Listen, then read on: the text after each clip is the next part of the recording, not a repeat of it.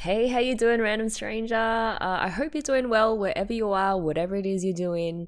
We are coming home today to Aria the Animation, and I'm just really looking forward to getting back to the soothing sounds of the gondola oars rolling in the water and relaxing music and generally just escaping into an oasis of calm. And I think we all kind of need that kind of anime every now and then. Last time we learned more about just how incredibly difficult it is to entertain tourists and just how specialized of a work it is. And it's not a job for everyone. Essentially, we saw Akira schooling not just our three girls, but also her customers, particularly that guy who initially was a bit of a shithead and talked down on undines and the skill it takes to do their job well. And I felt in the last two episodes that we watched, even the cat one, there were a series of key life lessons that were brought across in clever ways, some more subtle than others. And also, a few of you wrote in with some great insights into what the episodes might have been trying to say. So, today's recap, we'll just go through what those lessons were and hopefully, anime is meant to be something that we enjoy and kick back to, but I also appreciate how every now and then you get one like Aria where if you really take to heart what's being said, it can also help you become a better person, which I think is kind of amazing. Lesson number one is find something you love to do and keep working at it for the rest of your life. So you get the sense that for undines in Aria, particularly the three who've made it big in the industry, so Akira, Alicia, and Athena, that this is their life's work. Like the younger girls, they started from the bottom rung and they had to hone day after day after day their skills as an undine and slowly sort of climb the ranks. And they had to learn and master all these thousands of tiny details that go into creating these wonderful experiences for their customers. And the fact that they have to do all of that is an extraordinary feat. So when not Akari, I always get mixed up. Akira is teaching the girls how to help customers on board. There are all these nuances in technique and body language and voice tone, which kudos to Akira's voice actor was very clearly heard. Like she just oozed hospitality and kindness. And it's no wonder that all of the women who visit New Venezia become very infatuated with Akira. For example, like when the flower gondola passed by and all Akira had to do was like snap her fingers and the flower lady just obliges, it showed that Akira has huge pull in the city. And at the end also, when they went to that pizza place and she treated them, she was chatting to the owner like she's known him forever. So it impressed the trainees a lot and goes to show that being a great undine extends even beyond the actual techniques, which are hard enough themselves, but it also depends on your social connections and your pull in the city. Naitsuno mentioned that the strict training that the undines go through is very much akin to other traditional Japanese skills, like becoming a sushi chef or a rakugo performer. So these are things that require a lifetime of dedication and just constant improvement. And it's the idea of shokunin. So it's just hard, consistent training with the aim of ultimately perfecting whatever skill it is that you're developing. And watching this, I really wondered whether I had something like that in my own life, and I'd be curious to see whether any of you have. I would like to say that it's my music skills, but to be honest, I think I fall really far from the standard that Akira sets, in that there was a gap in my life where I didn't touch piano and violin for years because my focus was drawn elsewhere and life just took over. So I feel that already discredits me from the whole shokunin tradition, because for undines, undining is their life. Still, I think it's a useful ideal to strive for. Like, I do believe there's something incredibly valuable in having that skill that you get better at every single day because you put in a conscious, consistent effort to hone it. Lesson number 2, a wise teacher is someone who knows how or when to back off. And this was commented on by Kaysaw, who wrote, the message of there's no point scolding someone who's already reflected on what they've done at the end of episode 7 is such an important one, and is one I think a lot of parents and other authority figures could do well to learn from. Far too often our society focuses on punishment over all else when raising or teaching kids, which rarely leads to any lesson being learned other than how to better hide it when you do something wrong. I couldn't agree more.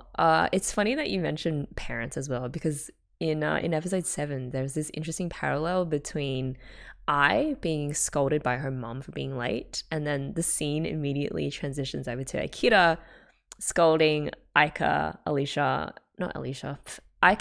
and Akari for being late, just clearly implying that Akira is a mum who wants the best for her kids and tells them off for their own good. Some of the best teachers that I had were pretty strict, but they also knew when to give encouragement, especially when they saw that I was getting upset at myself for not doing well.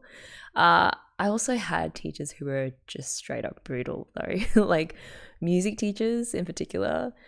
Actually, Akira reminds me of my violin teacher, who would just cajole and raise his voice and was super strict. But at the end of the day, he would kind of wind it back. Also, I was super stubborn. I just wanted to prove to him that I had it in me to succeed. But it is an important line to think about in relation to Akira and just tough teachers in general. That line between being strict for the sake of a student's improvement, which is a positive thing, but also never stepping over into actual verbal and emotional abuse. So a comment from Jose Valerio on this said, Akira is actually quite reasonable, and I think so too, but it still remains quite a tricky trope to navigate when stories incorporate the harsh teacher character. All too often, the burden is put on the student to not break when being molded and tempered by the harsh teacher's passion and rage, even when they get physical. The most damaging route is to have the student be actually grateful for the abuse that they receive. Yeah, I think the episode did a great job at showing both Akira's tough side, her harping on every little thing the girls did to make sure that they did it better. I particularly enjoyed the power that she puts behind her voice whenever she yells out the girls' names. But also we did see the side of her that understands exactly what it is that they're going through and knows when to offer support and relief and when to give credit where it's due. So, for example, when Akira treats them all to pizza, she tells the girls that all she really wants is for them to reflect on and learn from their experiences. Also, as the customer put it, Akira isn't a strict teacher per se, but she is strict about caring for the trainees. So I totally agree with Jose, it would have sent such a wrong message had Akira gone way overboard with being tough and bordering on abuse, and the episode had concluded that that was the healthy way to train better undines. And so I do appreciate that the episode was able to show that balance. I also thought it was really cool of Akira to be training Akari and Alice as well. They are technically from rival companies, which we can assume, from snippets of conversations, are in fierce competition with each other. Akira is the star of Himeya Company, so I imagine there'd be a lot of demands on her time to train up other Himeya trainees on top of her normal duties as the celebrity Undine. But it seems her relationship with these girls trumps any company demands or loyalties, or maybe her main objective really is just to train up good Undines regardless of company. It's just all about passing on the art of the craft, which I found incredibly wholesome. Noticeably, everyone except Aika is excited because she wants to be trained by Alicia, not Akira, which makes me really hope for an Alicia training episode just to compare and contrast the different teaching styles. I think Alicia's style would just probably be to bring everyone cake to begin with, and then just dishing out lots of compliments and kind words of encouragement. By the way, when Alicia delivered the cake, Akira was totally cool with it and gave her a free pass. I just love that it is completely okay for everyone to collectively fangirl and profess their love for Alicia during training. I get like super good cop, bad cop vibes with Alicia and Akira, and I think these girls are incredibly lucky to have like 2 out of the 3 fairies of Near Venezia personally training them. Life lesson number 3 is just to be humble and don't assume things about other people. And that was clearly in relation to the man. So initially, he refuses help from Akira and just kind of steps onto the boat or the gondola and just ends up rocking it dangerously for everyone else. He's super uncomfortable, even though I don't think he's mean-spirited. He relies on his guidebook to understand what's going on around him, but still ends up being painfully ignorant, because there's only so much you can get from a guidebook. And it was a clear message that there are certain things in life that you really have to experience for yourself to really understand. Also, potentially the lesson of don't just read about life, but go out there and open your eyes and experience it for yourself. Like, don't let life pass you by. Also, like, Rugashingo pointed out, like, he also went on about how easy being an undine was. But from the gloves that the girls wear, we know that even the paddling takes weeks and months and years of practice for undines to not tear up their hands on the wooden oars. That's a good point. Also, Rugashingo mentioned like that some of the tension that was on that boat came down to him just not being on the same page as his wife. She pushed him into going along with the undine training, while at the same time he should have been honest about not wanting to go, and it would have saved a whole lot of trouble for everyone. And actually, it reminded me of some trips that I've done with certain friends whose interests did not align with mine, which is fine, but I found the best way is just to go separate ways and meet up later. Like, I would always make a beeline for museums and historical sites of interest while they just go shopping. So yeah, honesty and just being upfront is very important. There was potentially also an element of jealousy mixed in there. The husband had this frown on his face whenever Akira met his wife's every need. But Akira, being the amazing undine that she is, and observant, she noticed and smoothed things over. So when the wife told the story about how her husband gave up his seat for her on the streetcar, Akira immediately makes a parallel between that and the St. Mary statue that's tucked away in the back alley, saying that that's just like her husband. A New Venezia is filled with these many inconspicuous yet wonderful things, just like your husband. I mean, Akira is just super smooth, man. I was so impressed with her classiness, despite having to deal with this customer who was severely lacking in self-awareness and just general decency. He did also have his outburst, in front of one of the best undines in New Venezia, plus 3 young trainees. So I think, as some of you did, that Akira was well within her rights to get her knives out in response to the rudeness that was shown to her, but she chose to kill with kindness instead and just offered to show him what being an undine is really all about. So this whole arc was a reminder to all of us to just reserve judgment for things that we don't know that much about. A lot in relation to jobs, a lot goes on behind the scenes for all sorts of jobs and roles. And before we dismiss something as being easy, even though we've never personally had to do it, just hold your horses. And in any case, the easiness or not of someone else's job should never be a reason to look down on anyone. So the training arc really gets underway and Akira's entire demeanor changes.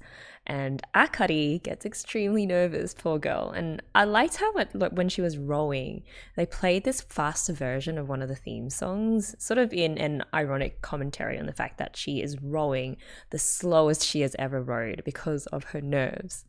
And in like the most tense moment when they can't find their way out due to the swelling of the tide, Akira delivers the ultimate life lesson that there will be times when you need to rely on yourself to make it through. You can't always be depending on someone else to solve your problems for you.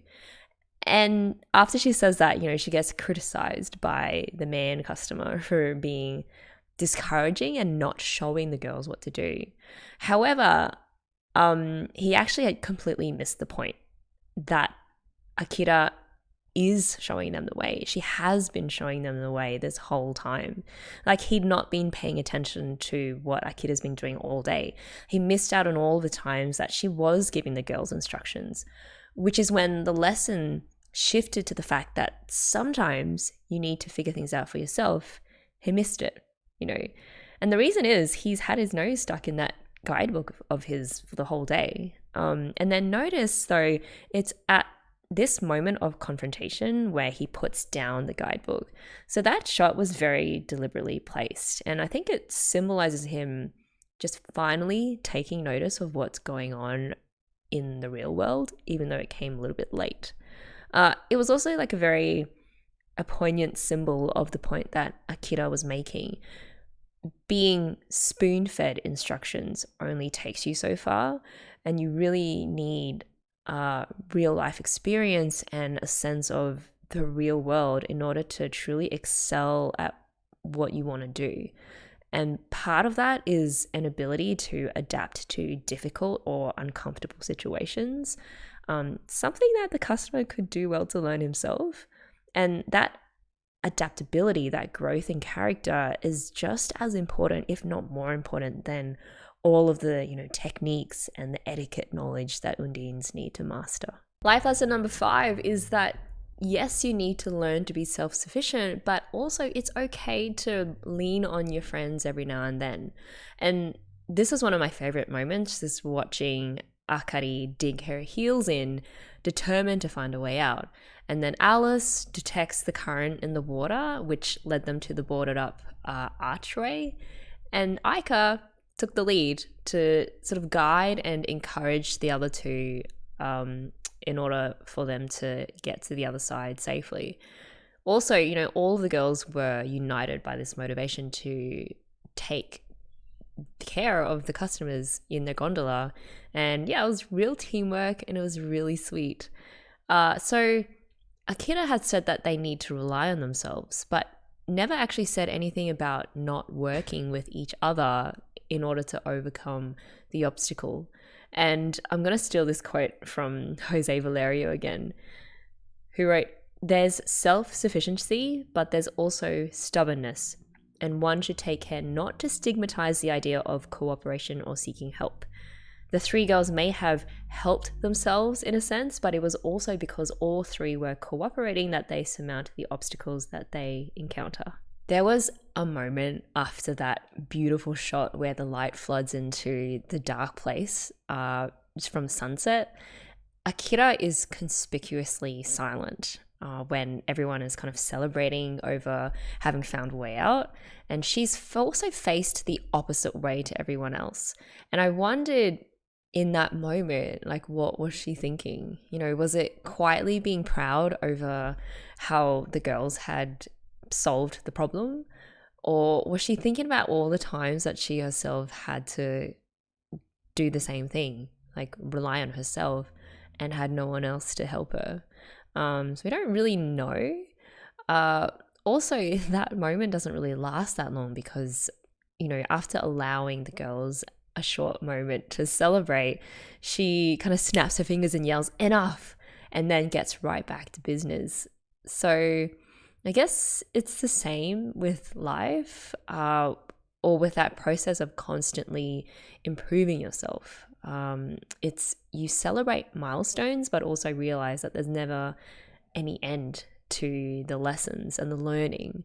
And I guess that's what shokunin is. It's there will always be future obstacles to overcome. Which leads me to my tourist shot for episode 7. Just that classic margarita, that massive pizza that covers the entire tabletop. And I feel like most of my shots recently have been about food, but I'm just consistently amazed at how, despite the relative lower picture quality of Aria, how they just managed to make food look so tantalizingly good. The cat episode. So there seemed to be a consensus amongst the people that watch this that the fewer of these President Aria focused episodes there are, the better. But, there were also a couple interesting life lessons that we could draw from the 2 mini episodes that we got. Some practical notes though before drawing out these bigger lessons. It's interesting that President Aria has his own desk and kind of like a presidential chair, plus a typewriter, which he knows how to use, by the way. And I think that already puts him on a much higher level than most cats. He also has his own doll, which he packed with him when he ran away from home. And I suppose that was an important detail to remember for like later on in the next mini episode. I also, for this episode, really liked this zoom out on the Aria company's headquarters, just how you see the wide open sparkling ocean.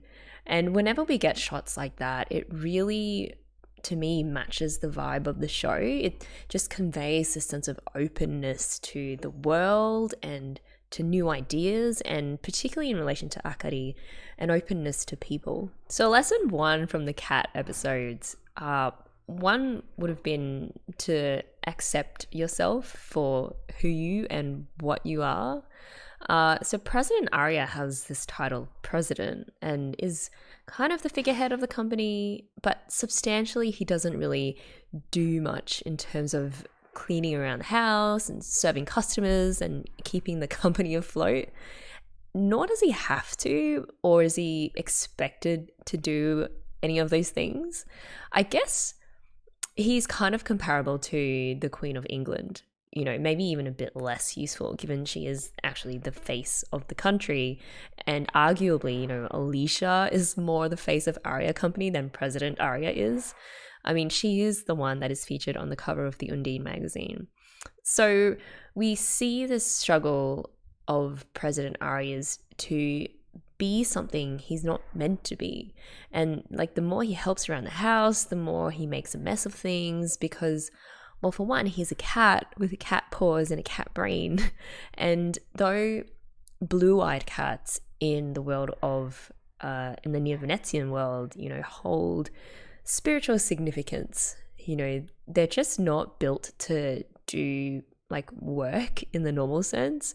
And I think he really could have learned something from President Himea, who seems perfectly happy as a cat to be pampered and just not lift a paw. Oddly, the way that this mini episode ends, President Aria getting kidnapped by an earther and just ending up going home and stuck on the roof, left it feeling like there really was no resolution to his identity crisis. The girls just assumed that he'd gone out on errands and didn't suspect at all that he feels useless or feels the need to be included in their work. And at the end of the day, Alicia cooks dinner for everyone because everyone worked hard that day, including President Aria. And so all's well that ends well. And there's 2 ways to look at it. I think more negatively, it's that the problem just is never solved. And from a more positive light, though, we can safely assume that President Aria realized that, both Alicia and Akari never expected him to pitch into the work, or his work is really just to be pampered as the president. And regardless, Alicia and Akari see him as family anyway, and all he has to do really is to be himself and to stick around. The second mini episode had a similar lesson, and that one doesn't have to be perfect to be accepted. And in this one, President Aria tries to be a hero, just like the ones that he's read about in books. Just that fact, by the way, that he reads. I really think that he should be more self-confident in himself, because it is super impressive for a cat to be able to read. Anyway, he ends up going on this quest to return a lost doll to its owner. Interestingly, he could also communicate with the guy who'd picked up the doll. So, yeah, this quest of his is portrayed very dramatically, like that scene where he has to face off a grasshopper when all he really had to do was to just cross to the other side of the footpath. The key insight, though, is made when President Aria finally returns the lost doll to the rightful owner, even if it's a little worse for wear, and you can see how incredibly grateful the little girl is despite the doll being all dirty and messed up. So from Night and All, this is the lesson. Like, it didn't matter if it was dirty. What was important was that it came home. Just like Aria's chateau, it didn't matter that he wasn't the perfect superhero. What was important was coming back to the company. Yeah, that's the same parallel I drew. You know, had Alicia and Akari known that they'd lost President Aria, I think they'd be equally upset, and also equally happy that he just came back to them, you know, regardless of whether he's a superhero cat or not. So in that episode, I love that we got another glimpse of Athena, and then we met Al, the gnome. He kind of looks like book smart and just a very reasonable type of person, and is clearly good friends with Aika. And that also means that we've kind of met the 4 different elementals as described by Paracelsus. Remember, it's the gnomes, the sylphs, the salamanders, and then the undines. Also, I'm just calling it now, you know, they're making something happen between Aika and Al. Just the awkwardness of their conversation and the suggestion of a drink together and the way they use like the ...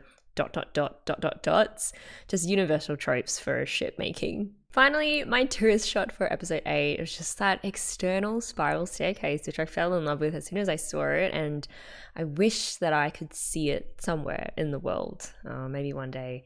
And then runner-up was actually President Aria running towards the sunset.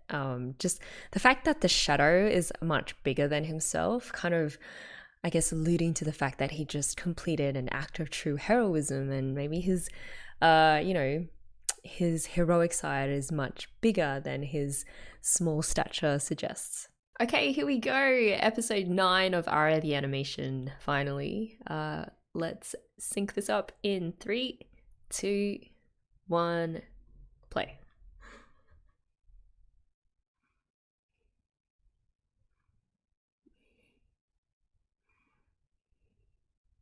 Those sweet potatoes.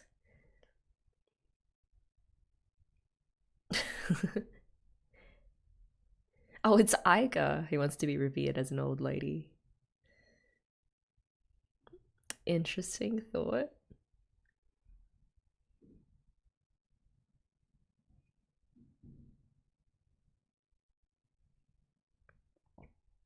Look at those beautiful patterns above the archway. Oh, autumn. That's pretty. It's my favorite season.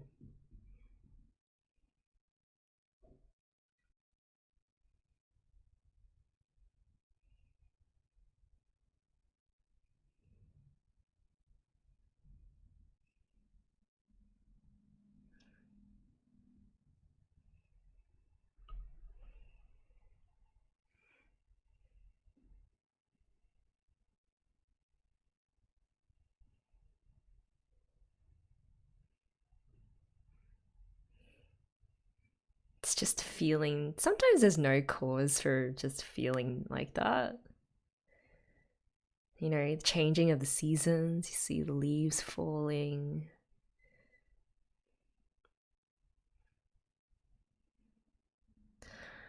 I love this song. I don't know what that instrument is. It's like traditional Japanese. Is it a shamisen?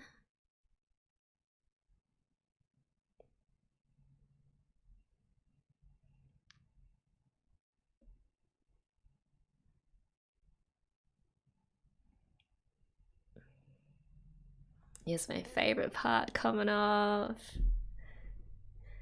Da, da, da, da, da. It's just soars. It's so good.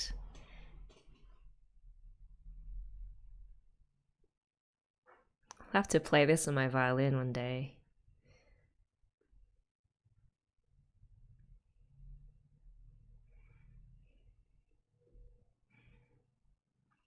Damn, I'll say it again. I say this every time I feel, but just imagine having that view to yourself.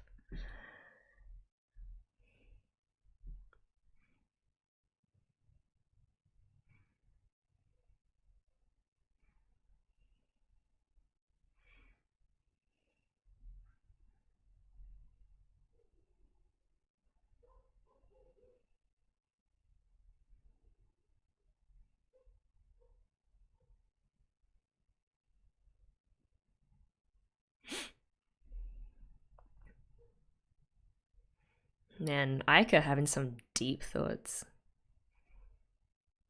Oh, it's she's hitting that wall, right? That training wall where you're just like, nothing seems to be changing.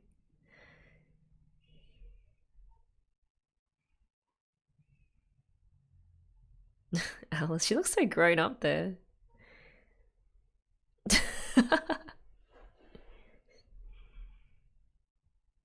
Well, they're the next three great fairies, right? The great water fairy. So there's one above the three of them.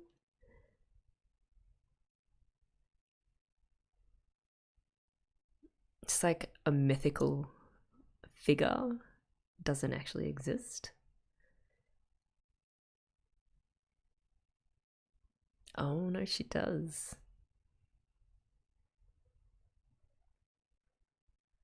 Damn, 30-year monopoly. Oh, so she's kind of like all three of Alicia, Akira, and Athena combined. Damn.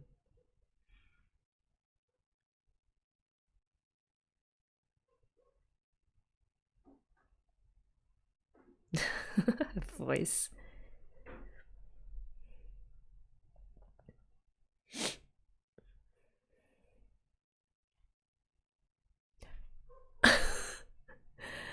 How does she not know this? Well, she is Akari. Yeah, it's me.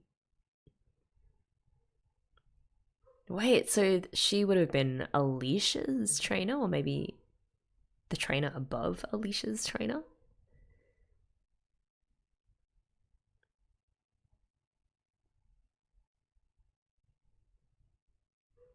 It's a late shift.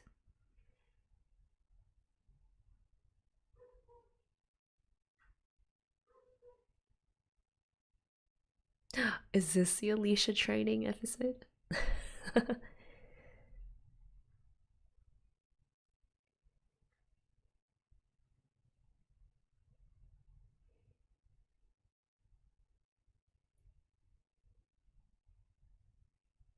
She's just like, have some more tea.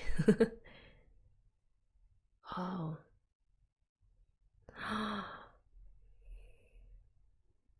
Oh, she lives way out on the rural side. Look at that oil painting.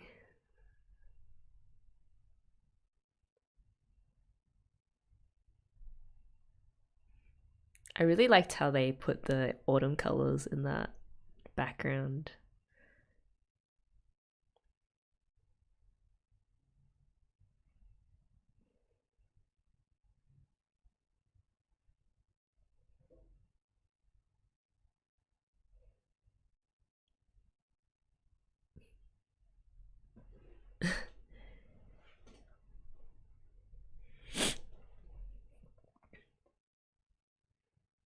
I like those two little pieces of hair sticking out of Alice's head.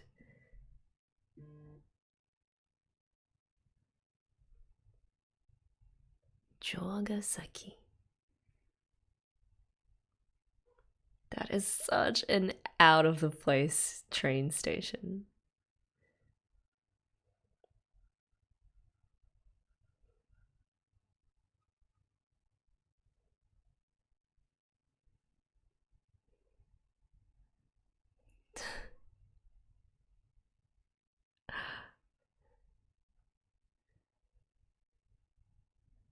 That voice.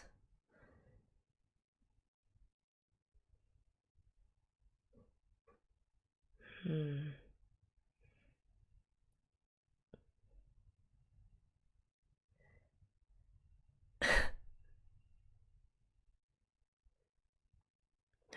Oh, she is an actual Obachan. Look at her little graceful umbrella.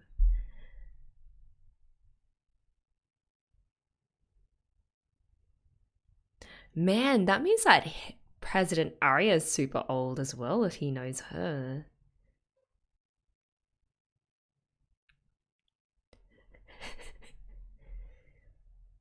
Grand Chester, okay. Cuddy.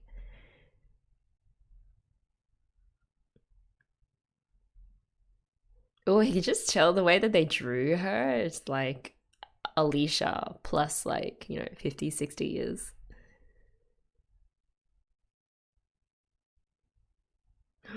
Like her smile lines, her voice.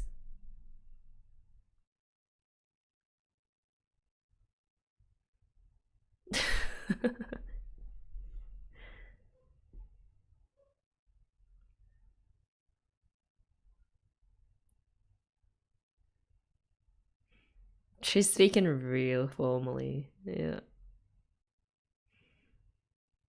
Like I don't understand Japanese and I, I could tell. She even laughs like Alicia. That's probably where she got her laugh from.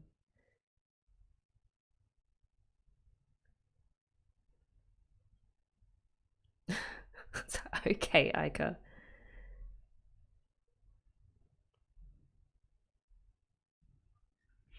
She's trying to teach them something through the gathering of chestnuts. Like trying to pick the best ones.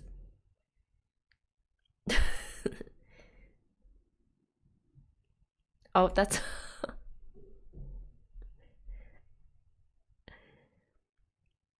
right. So I'm Aika when it comes to this stuff.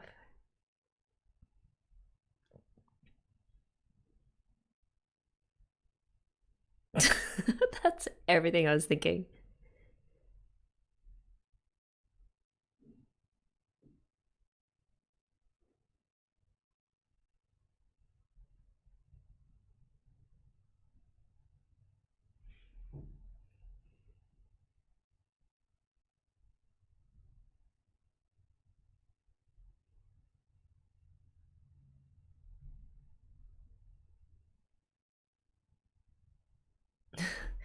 Yeah, it probably is just getting chestnuts. There's nothing to it. Probably gonna make some dessert with them.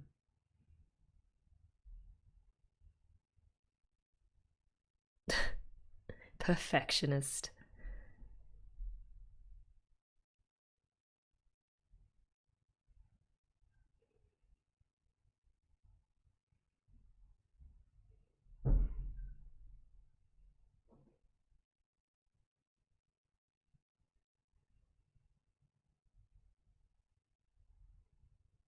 Damn, she just really live here all on her own. Doesn't look like she has any neighbors. That is bad. The more we find out about Manhome, the worse it is.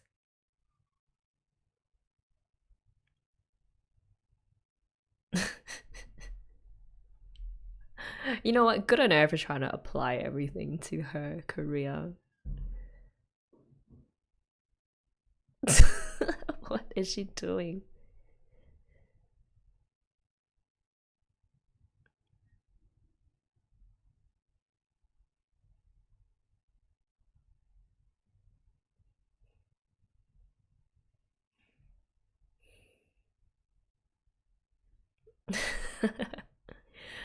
Alice, just effortless.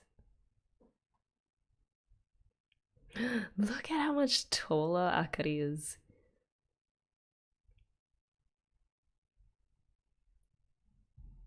Right, so I guess in Manhome they pretty much have just factory based potato production facilities, kind of like in Girls' Last Tour. They just come out like a bar.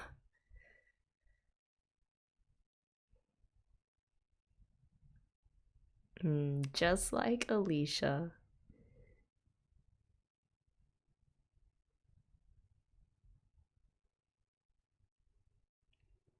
That would drive me crazy.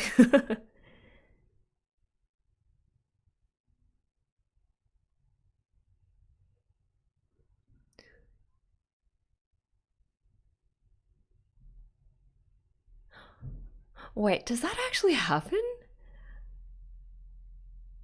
Like it's like popcorn? I had no idea. All right, noted. Survival skill checklist.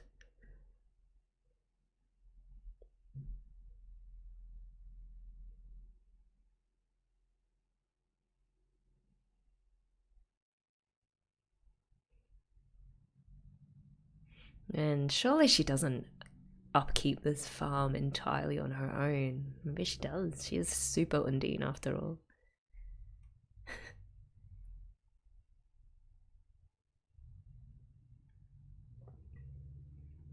And so pretty.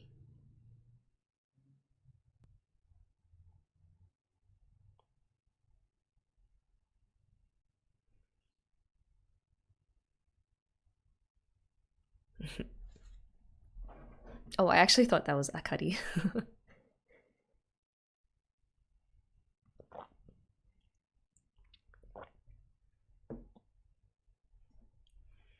I feel like Aika needs to learn that rest and relaxation is also important. Saw that influence from Akira.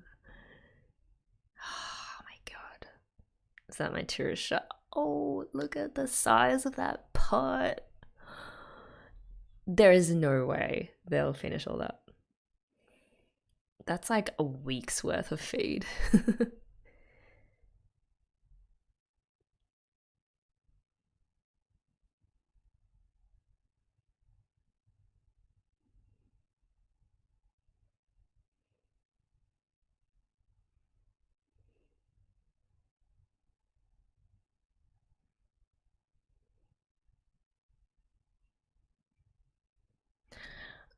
No way.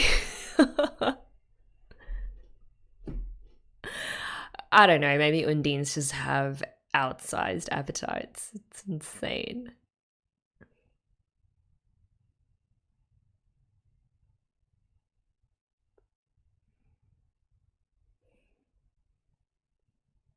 Oh.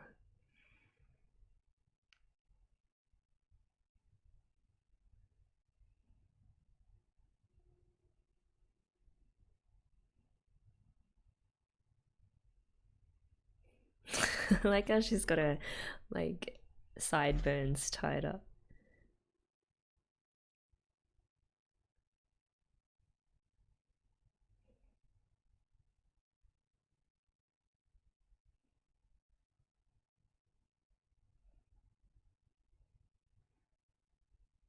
Oh, President Aria. So they also have really long lives. These blue-eyed cats. So cute. Are those yukatas?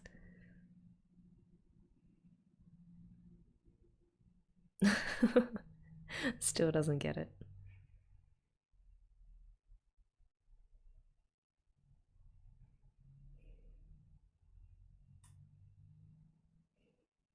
Alice always like she's very westernized, isn't she? I mean, she is the one with the western name.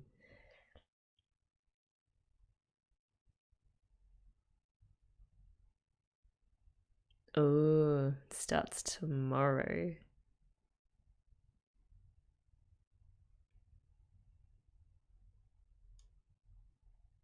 It's so nice of her to take these three random girls in.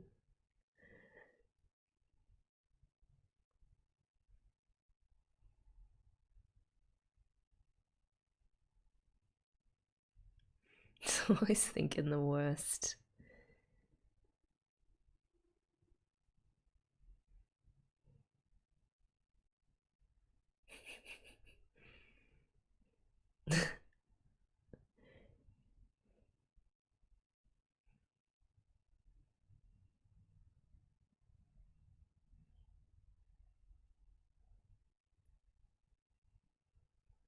What?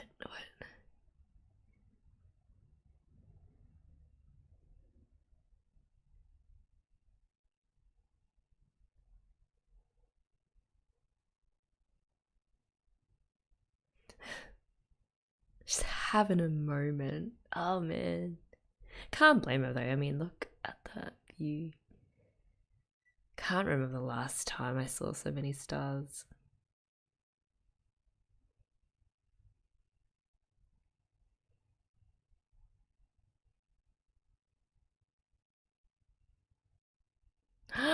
The Ara.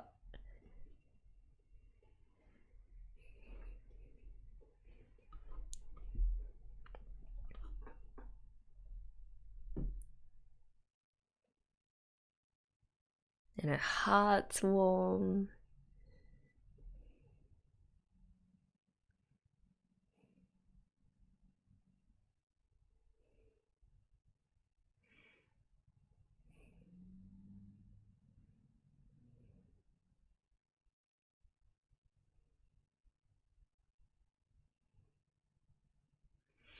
Hmm. Interesting perspective. That's true. You can only step in the same river once. It never stays the same.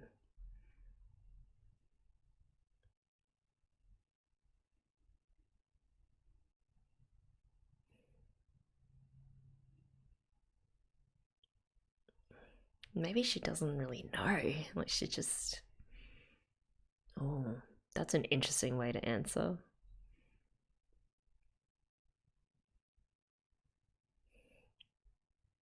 Somewhere Akira sneezes.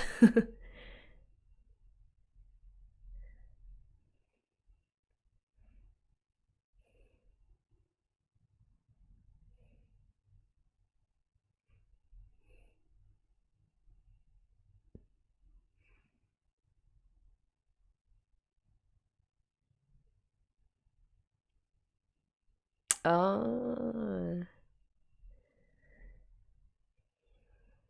I guess if you love what you do, you'll just keep doing it and get really good at it.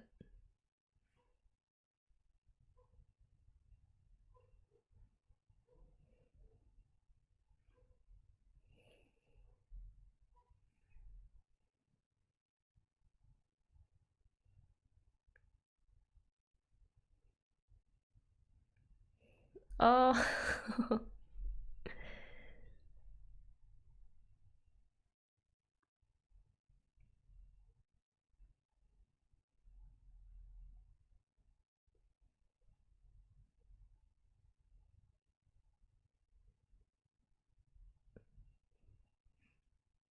it's like mono no ware.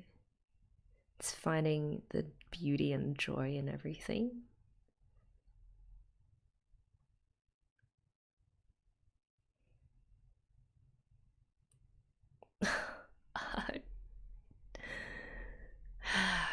It's gonna get diabetes.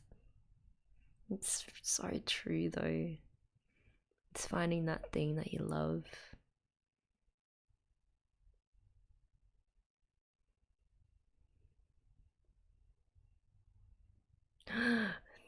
It's Cisse.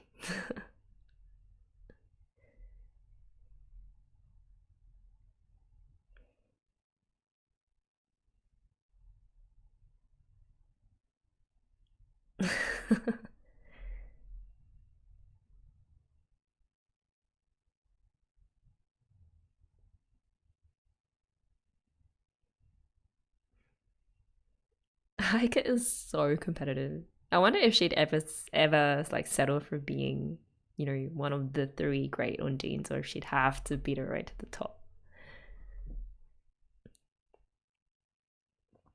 Well, I guess if the other two great Undines are these two, I don't think she'd mind.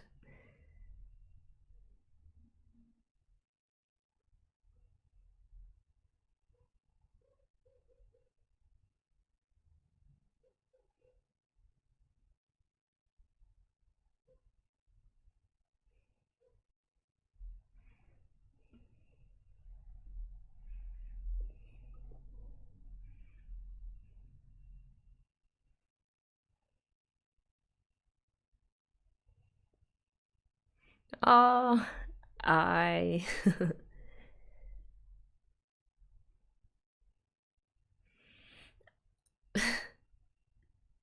I love that. I guess in terms of who is the closest to Alicia and also Abachan in their outlook, I guess it would be Akari, which makes sense because she is from Aria Company. Because I feel Alice is also on the more melancholy and skeptical side. Also, a massive perfectionist, which makes it hard to really find joy in the things that you do. Not it's not impossible, but it just doesn't come as naturally as it does for Akari. And I guess same thing with Aika, you know, she's always looking out for she kind of responds to toughness and challenge and obstacles. She just thinks like really sort of more pessimistically compared to Akari. So to really learn the lesson of trying to find joy in everything that you do or in their undine, you know, activities and really loving it and just making everything fun. I feel like Akari probably has a leg up on those two. Yeah, I just love like the whole uh taking everything as it comes every day, just taking it one day at a time and just chilling, enjoying yourself and not pressuring yourself to be the best or accomplish something amazing. You know, you probably just do that naturally if you just are doing something that you really, really genuinely enjoy from the bottom of your heart. I love it. All right, straight on to episode 10. Here we go. Let's do this in 3, 2, 1, play. Oh, onsen trip.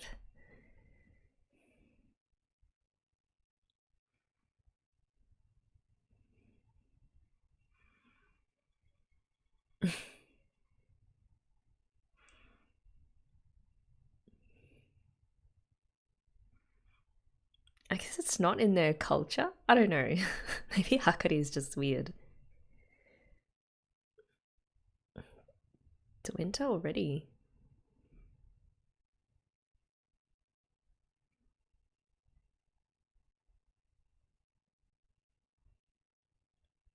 Do the waters freeze? That's the question.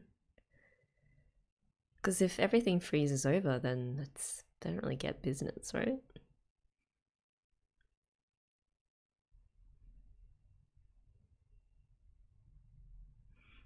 Relatable.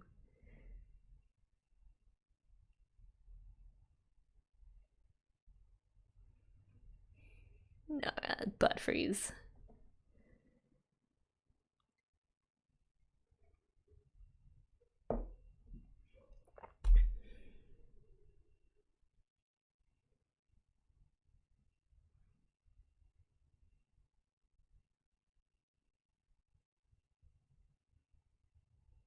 I love that cello.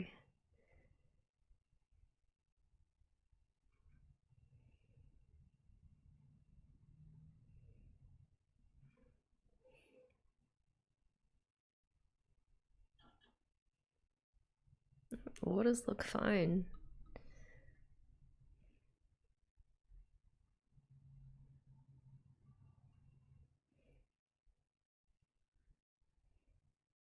I don't think I've ever heard a more chilled song.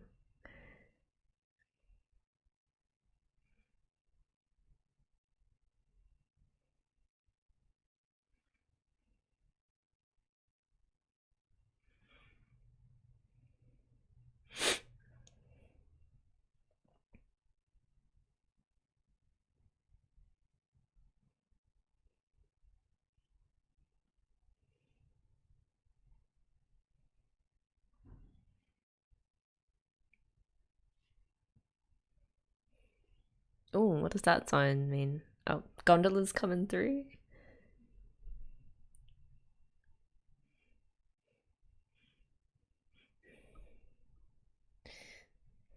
It's a great string section.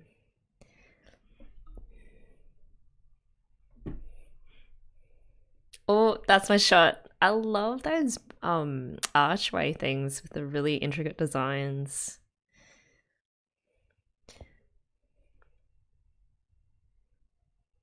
And of course, there's never any pigeon poop. I remember when we went to Rome, there's just like so much pigeon poop. Didn't ruin, the sights and stuff, but yeah, it's just a lot.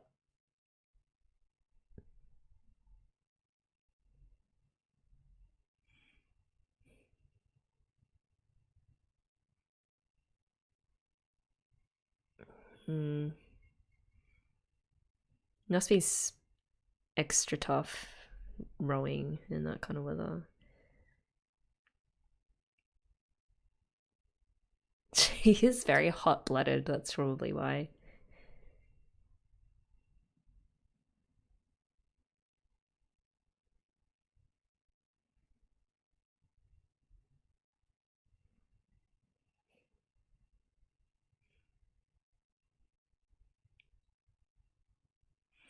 Said very dramatically, but it's also very true.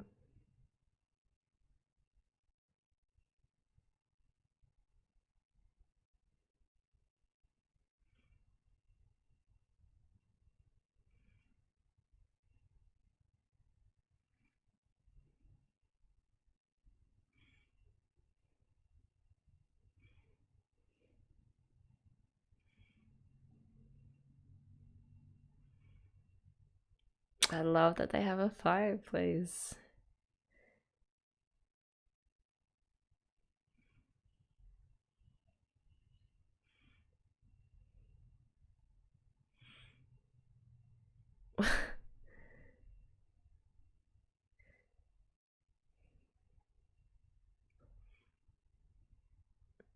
Oh, that's way out.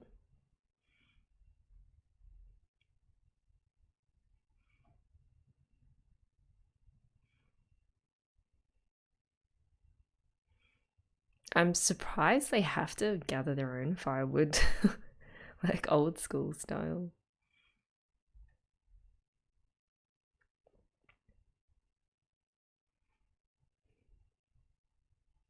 Also, I love that they're wearing their uniforms to do this. Like, you'd think this is, a day off.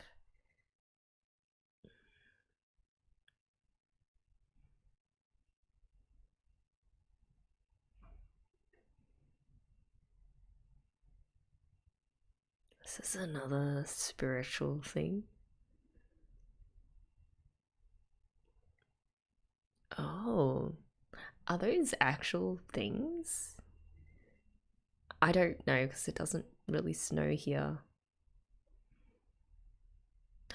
Are snow bugs real? Please let me know if you actually live in a country that snows.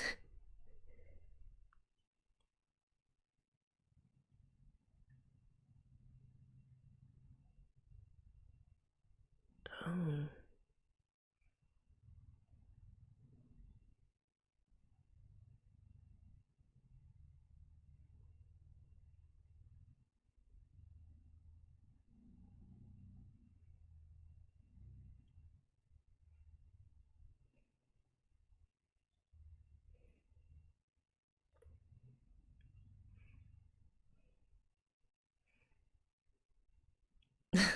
Okay, I feel like they're not based on real bugs.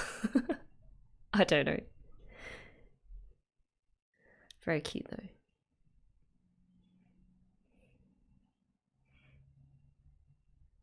It's kind of like those things in that Studio Ghibli film, Totoro, like the black things, except like the white versions, the white snow versions.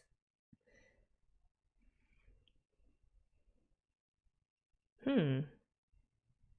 Just stocking up for the hibernation. Oh.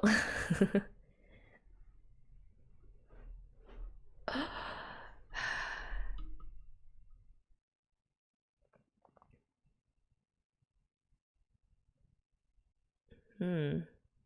Wonder if because there's yeah much more work during the season to control it.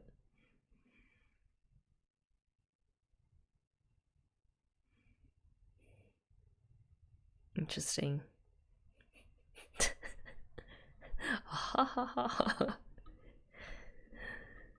The panic. Panic is so real.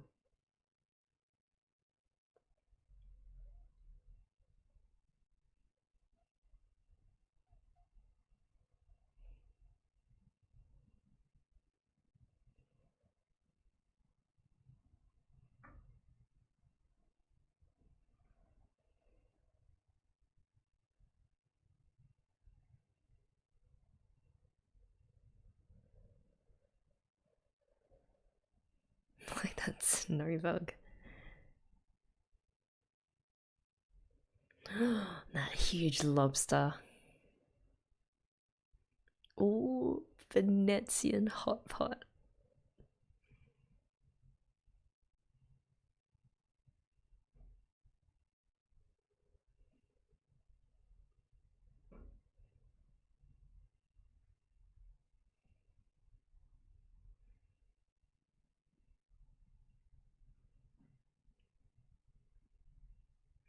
I wonder how many days of leave they have a year.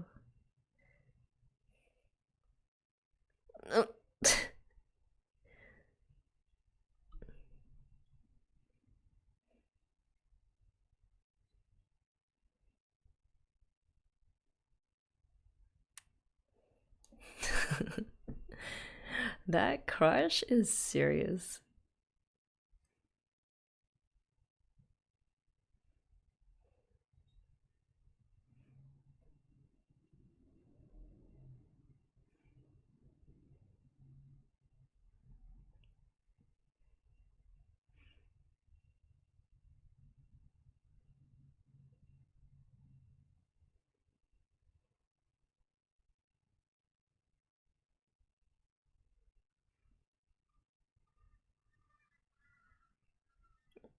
It's probably bad for the like boats, I don't know.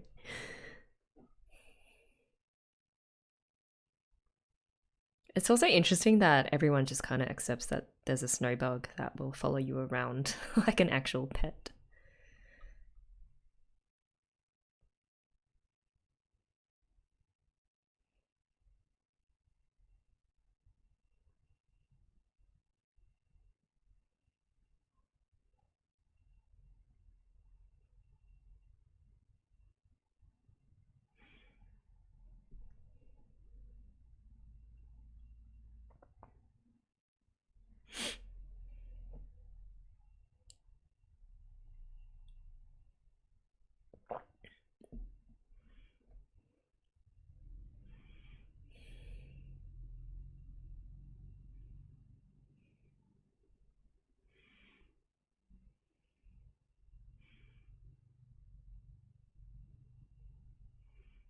And again, I'm just so jealous. It just never gets cold enough here to actually have a fireplace.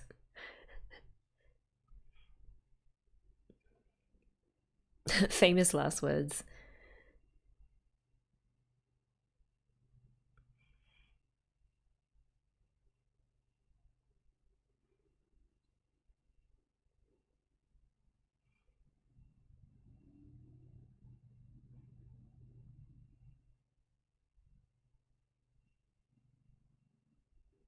Oh,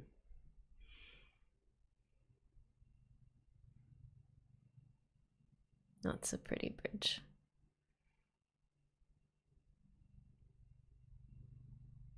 It's kind of like those ringing bells. It's sort of like, I don't know, I feel they use that as a sound to signal some kind of spiritual happening.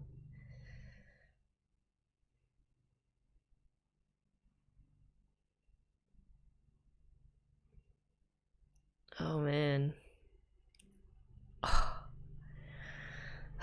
these places. Oh, it's a bit cracked up, isn't it?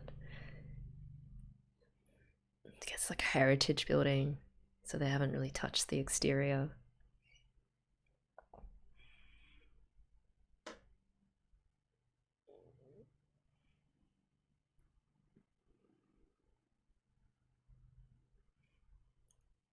These are insanely beautiful settings.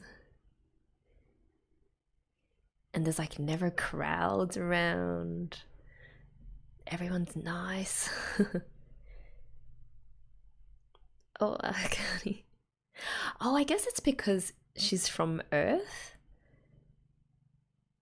So she's not used to sort of this culture of taking public baths.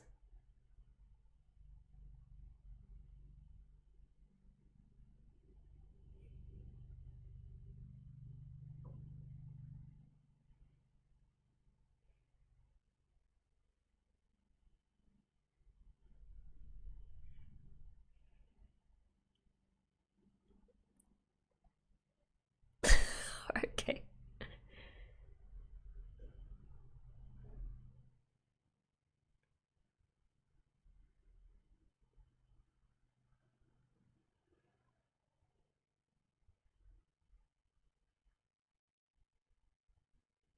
Did she really just bring a rubber duck in? Oh, whoa. Whoa, they just flooded the mansion. And that's the hot spring. That is amazing. Man, this is even better than like that the hot spring in like The Witcher.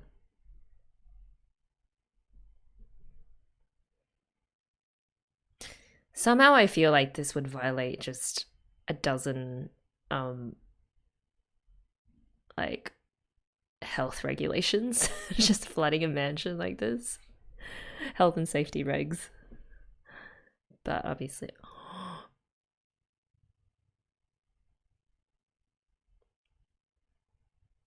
no. Close the door.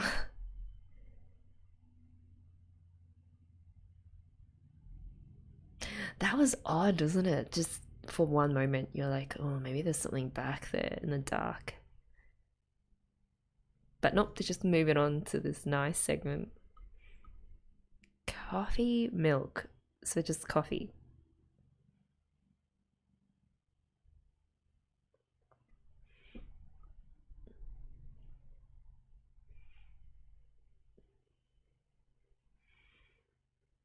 Ugh, this is a dream.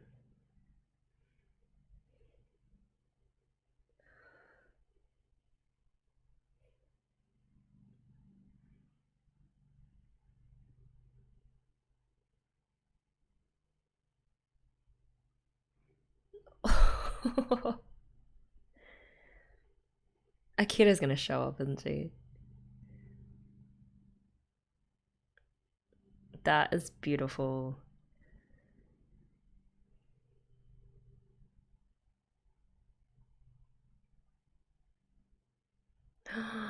That's sparkly. Oh, that's where Akatsuki lives. I forgot the name, but that place.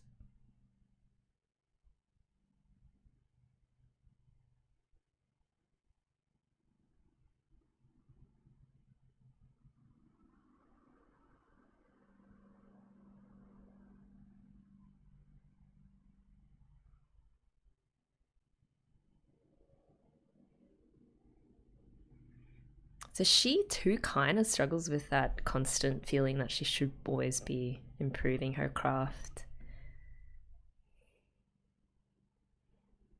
Mm, that's part of it. Yeah, otherwise you just burn out.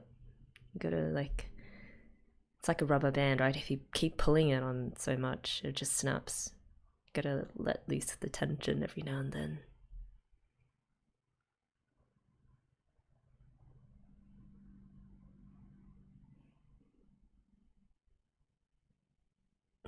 So corny.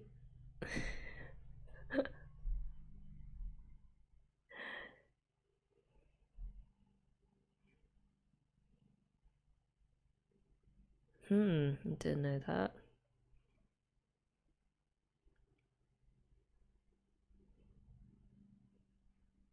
That looks so scary.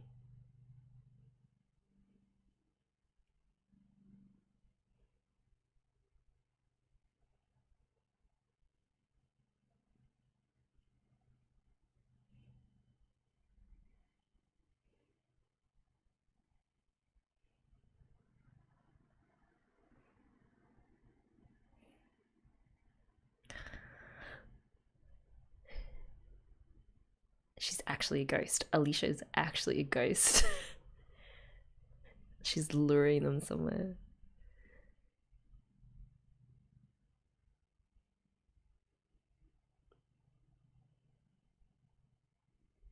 Oh. Wait, how does that work? I don't know. Structurally and architecturally, I can't imagine it, but we'll just take it.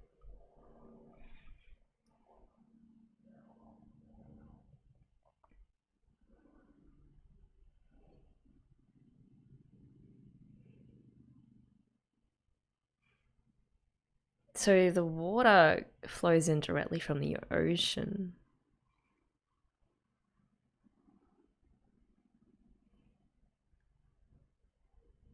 Wouldn't it be freezing though? They are outside.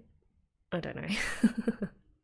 How does the heating work if the ocean's just coming in like that? Just don't think so much.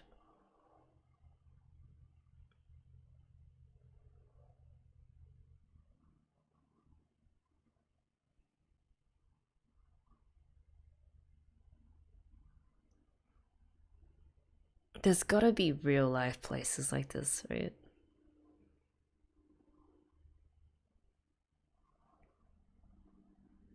That's bad, isn't it? Falling asleep in an onsen.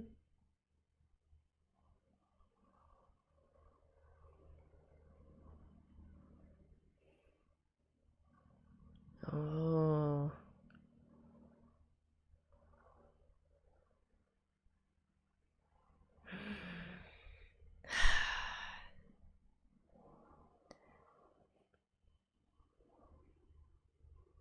I feel like we vicariously vacation through these characters. I knew it. I love that Athena is there too.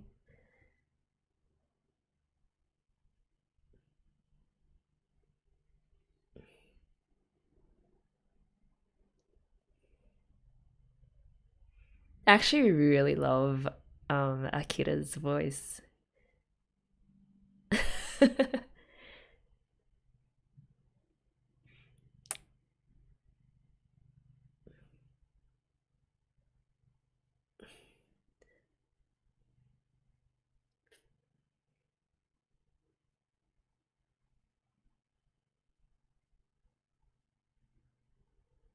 Oh, winter's coming in. That's why it has to leave her and she has to say a sad goodbye.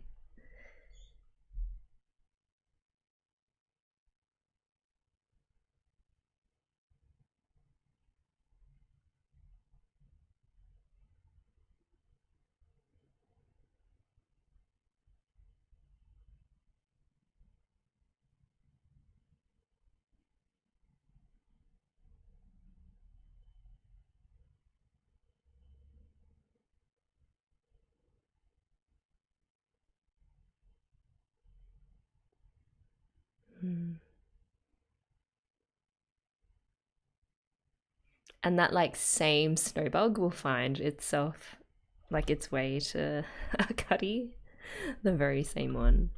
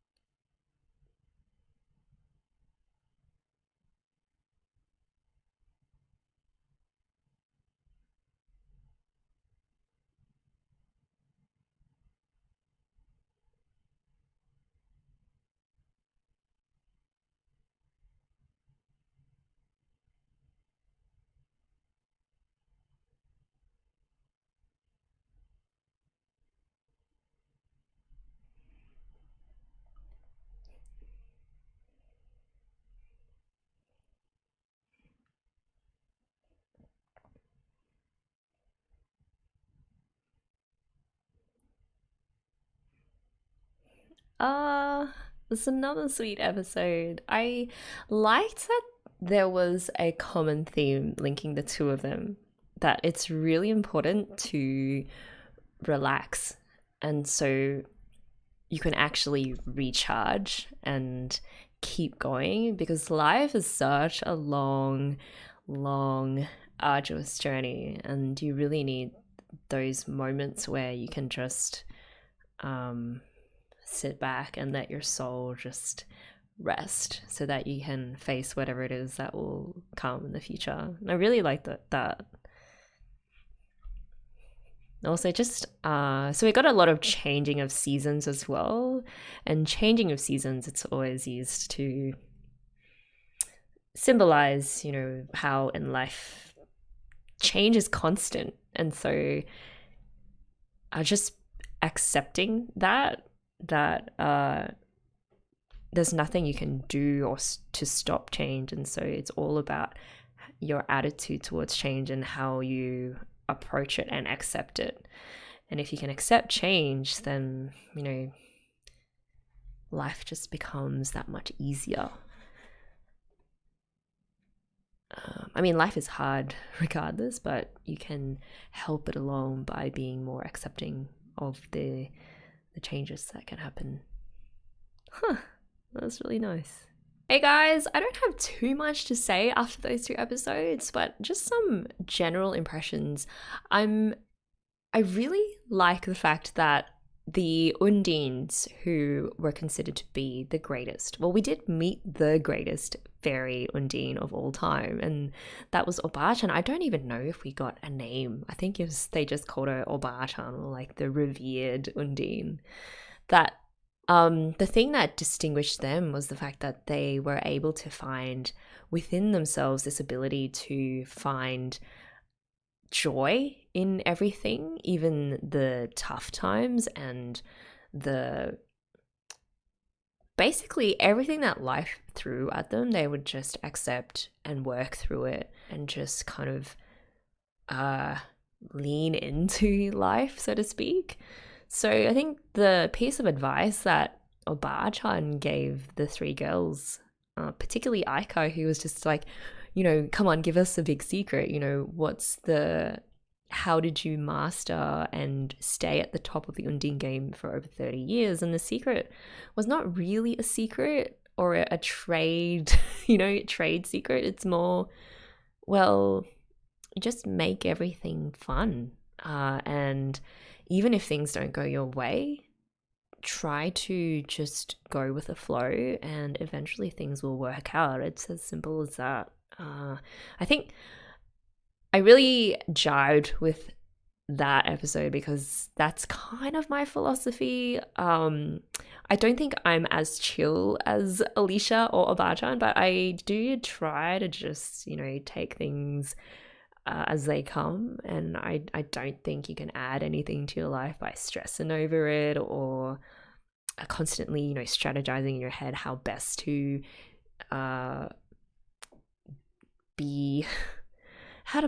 how best to set yourself up for life. I just kind of just did things that I enjoyed, and that's really what carried me through in a lot of times when I think back to my life. The second episode, so episode 10, similar messages. Like, it was really Alicia again. Obviously, she'd learnt a lot from Obachan, and so she picked up on the whole just have fun, just chill, because you need that sustenance for your soul in order to be able to get through this long winter. Yeah, that theme of rest, I think, is really important as well, especially today. It feels like there's always this pressure to fill your life with things, and if you're not doing something, kind of like what Aiko and even Akari was feeling, like, I feel like I'm not practicing today and I'm just enjoying myself at this hot spring, and it feels kind of wrong. I think that's a very common kind of feeling for people these days. And to just take a day where you don't really do much, or you just shut off from the rest of the world and just enjoy yourself and not have to worry about what's going on in the rest of the world. I think that's just everyone should do it. And I will try to do it more. I feel like it's just been a hectic couple of months, really. So yeah, I hope you guys enjoyed those 2 episodes. I'm trying to get work through these episodes. I may even do like 3 episodes at a time from now on, just because I know that we have a whole 2 more seasons to get through with Aria. So yeah, let me know of your thoughts, and I really hope you guys have at least one restful day in the next coming week or 2. So until next time, take care, and I'll see you for the next reaction.